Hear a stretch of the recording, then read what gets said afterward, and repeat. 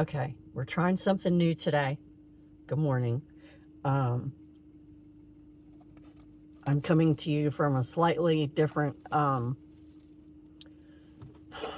angle, I guess. Not angle, but I'm using my work phone. Uh, and I'm not going to work today. I called off because, first of all, I woke up feeling like absolute crud. I missed my third dose again last night of my oregano tincture. So that's 2 days in a row I've missed my third dose. I'm so pissed off right now. I woke up with a slight fever. You can see my cheeks. Well, it's hard to tell in this camera because everything looks so warm. I'm using my work phone. So anyway, I called off because first of all, I felt like crud. And then while I was in the middle of calling off, Dad calls me. It's like 5:30 or 5 o'clock, 4:30, almost 5 o'clock this morning. He calls me. I need you to bring my inhalers. I said, right now? I said, Dad, they're not going to let me in. I said, there's visiting hours. I said, it's 5 o'clock in the morning. They're not going to let me in. He goes, oh, well, can you bring it? Can you bring my inhalers? And I was like, well, yeah, after I get out of work. He goes, well, I don't have enough. I don't have enough. This was right before I called in. I said, well, then I'll just leave at lunch. And I'll just take a long lunch and I'll just bring your inhalers. They'll let you do that? I'm like, they're not going to have a choice, Dad. I'll be at lunch. I'm clocked out as long as I'm clocked out. But then I just started feeling more and more like crud. And then I went in the bathroom and my face was just like my cheeks. It looked like I had taken lip stain, red lip stain, and just put it like right in my cheeks. And I was like, oh shit, this is not good. This is not good. So yeah, I've been running a slight fever this morning. Oh, that feels so, my hands are cold. It feels so good. And I feel like absolute crud. My sinuses hurt really bad. So anyway, I wanted to try recording on this phone just to see how it goes, see what it looks like, see what the quality is like, the difference. Yeah, he was telling me, he's like, I said, they won't give you a breathing treatment until then? Oh, I don't think so. I don't dare ask. I've already pissed everybody off today. He goes, last night was a bad night. I've already pissed off the entire floor of nurses. They're all mad at me right now.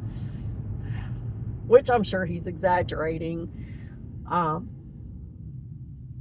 Because he tends to think, he's one of those, nobody likes me, everybody hates me. You know, he's one of those. He doesn't feel complete unless he feels like he's being persecuted in some way. There's a lot to unpack. There's a lot to unpack. Let's just say that. But everybody hates me. Nobody cares about me. That's all I ever hear. If nobody cared about you, trust me, you would be here alone. You would be here absolutely 100% alone if nobody cared about you.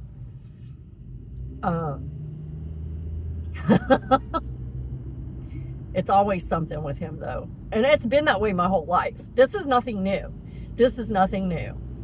This is what I've been dealing with my entire life with my dad. So, yeah. This is life. This has been my everyday life, my entire life, except the times that I was living out on my own. But yeah, which is why I'm not going to talk about that right now either. That's not the topic. It's not the topic. We're not talking about that right now. So I'm on my way up there to take him his inhalers. and see what's going on. The doctors will have hopefully already gone in there to see him this morning. And I will know if he's coming home or not today. I have no idea. He said he had a really bad night last night, and I don't know what he meant by that, because he's never clear. He never is specific. He is very vague all the time. So I don't know what he meant by that. Did he have a bad night himself physically? Did he have a bad night mentally or emotionally? Did he have a bad night in he pissed everybody off in the fucking hospital because he got cantankerous? Most likely. That's most likely what he meant by I had a bad night last night. Oh, you mean you acted like yourself? You mean you acted like yourself to these people and they saw it? Because that's how it goes. He will you can ask anybody who knows my dad. They will tell you he is the nicest, sweetest, most charming old man they have ever met. Oh, he's so cool. He's so funny. Oh, your dad's just fucking awesome. I just love your dad. And I'm like, yeah, because you don't live with him. You see public dad. You get public dad. I'm the only one, me and my son are the only ones who get to see private dad. We get to see at home dad. That's who we get. We get at home dad, who is a totally different person. Trust me, totally different person than he is out in public. And I've said it before. I'm like, you know what? I said, if you acted towards us the same way you act towards strangers out in the fucking street, we could all get along just fine, but you don't. You're fake as fuck when you go out in the street. You know, let one of them motherfuckers see that mask slip. Okay? Let one of them see that mask slip. Yeah, you're not so cool now. I did. I told him we were having an argument one day. I said, you know what? I said, if you treated me and him as good as you treat fucking strangers, fuck, we'd have it fucking made. See, and that's another thing my sisters don't understand either. They remember what he was like growing up. They remember that shit. I know they remember that shit. Because it's ingrained in me forever, for life. They know how he is. That's what I don't understand. I'm like, I don't understand how you don't know that this is how he is. This is how he's been our whole life. I say something and they act like I'm exaggerating. I'm like, no, you grew up with this man. You know how he is. You know how he is. Why are you thinking I'm exaggerating or I'm lying or making something up? This is how he is. You know that. You grew up with him. You know. We all went through it. You know. So it's like, you know, I don't understand that they don't get it. That when they talk to him on the phone, if he talked to me and my son the same way he talks to my sisters on the phone, we wouldn't have any problem at all. Oh, he's just the coolest old man. He's just a little cantankerous and piss and vinegar. No, he's toxic goo. 24 fucking 7. He's toxic goo. He's not piss and vinegar. He's toxic goo. But that's what I'm just like. You get the phone call dad. You get talk to dad once every 2 weeks, dad. You know, you get the dad that goes out in public and talks to strangers. That's the dad you get on the phone. You get phone dad. You don't get live with dad. And when you come and visit, you don't see any of the things that I've told you about because you only stay for a few days or you only stay for a week. You're not here for months on end, so you don't see it. You see visiting dad. That's what you see. You see visiting dad. You don't see the man that raised us. you see visiting dad. And I've told him that before too. I've told my sisters that before. I'm like, you get phone call dad. You get visiting dad. He's not like that. He is not like that. Like, at all. Not in the least. Not in the fucking least. He is the monster that fucking raised us when you are not around. When other people are not around. Okay? They just don't get it. Because they don't see it. They come and they visit, and he can hold that mask up for a week. You know? A few days, a week, 4 or 5 days, however long they usually stay. Not more than a week. He can hold it up.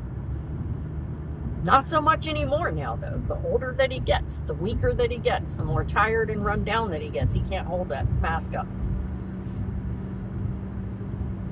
And I'm pretty sure that's what happened last night. From what he told me, that mask slipped and they saw him. They saw real dad. And now the whole floor of nurses is in an uproar over him, according to him. Of course, he exaggerates. So I don't know. I'm going to go and I'm going to check it out. But he exaggerates too. You never know how much of anything he says is true.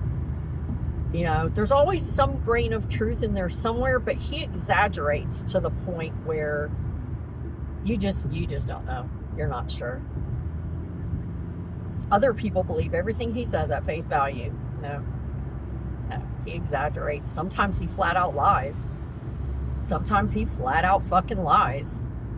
There were times when he was talking on the phone to my sister and said some shit. Or no, it wasn't my sister. Sometimes he will. He'll be talking to one of my sisters on the phone and he'll say some shit. And I'll be in the living room and he'll be in the kitchen and I'll hear him say some shit. And I will snap my fucking head around like I just got goddamn whiplash. And be like, the fuck did you just tell her? You know, that's a flat out fucking lie.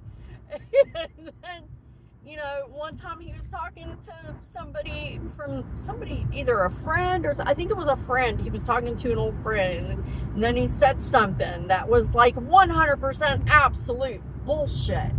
Never fucking happened. And just fucking, and I snapped my head around again. I was like, the fuck are you, and I even said it out loud. I said, the fuck are you lying for? What the fuck was that?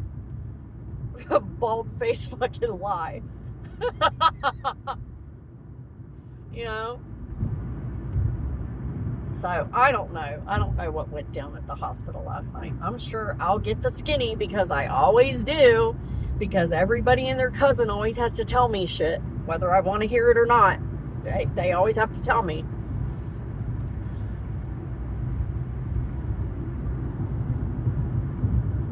Double-edged sword of being an empath. Strangers coming up to you and giving you their life story because, you know, apparently I look like I give a shit. Which most of the time I've got too much going on in my own goddamn life to give a shit what's going on in yours. Truth. That's a truth bomb. Sorry. If you thought it was something else. I don't know. No, I'll find out what happened. I'll suss out what happened. I'll talk to the nurses and find out the truth. Because that's the only way I can get the truth is to talk to the other person. Because he'll lie. He'll lie. He'll exaggerate. He'll blow it up bigger than it was. And, you know, he'll just...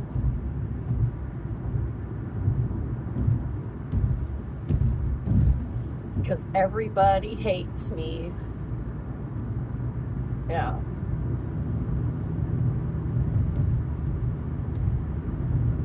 That's new. That's more new, I think. He used to do it. But not as much. Since Mom passed, he's been a poor me, woe is me, poor me, woe is me. And it's just steadily, as the years have gone by, it's just steadily gotten worse. Poor me, why me, woe is me. You know, meanwhile, I'm over here going, try me, motherfucker. Not why me, try me, you know, and I've got on like fucking battle gear and shit.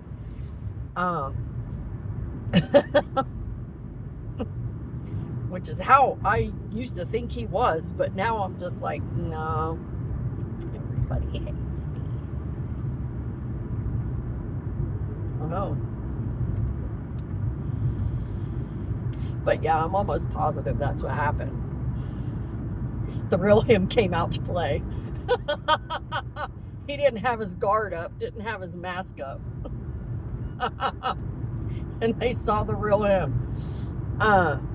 Okay, I'm going to end this here because I'm not entirely certain how long this is going to let me film without a SIM card in this phone. But I just wanted to try it out, and my phone's been acting janky. Hasn't even been a fucking year. I'm gonna have to buy another fucking phone. I can already see it happening. I already know. Thank you very much. I know these things. So yeah, my phone's been acting janky. I'm gonna have to do something about it. So I'm gonna end this here, and an update just sure turned into a rant pretty fucking quick, didn't it? And I said, no, we're not going to talk about it. But then we talked about it, didn't we? Sometimes I need to vent. You know, that's what this is for. This is for me to vent. I've already said it. This is for me. This is my therapy. This is my talking. If you like it, fine. If you don't like it, don't watch it. If something speaks to you or moves you a certain way, that's cool. I really don't care. This is for me. I go back and I watch it and work through. This is how I do my shadow work. This is how I work through shit, you know? So anyway, thanks for listening to me vent. I appreciate it. All 8 of you.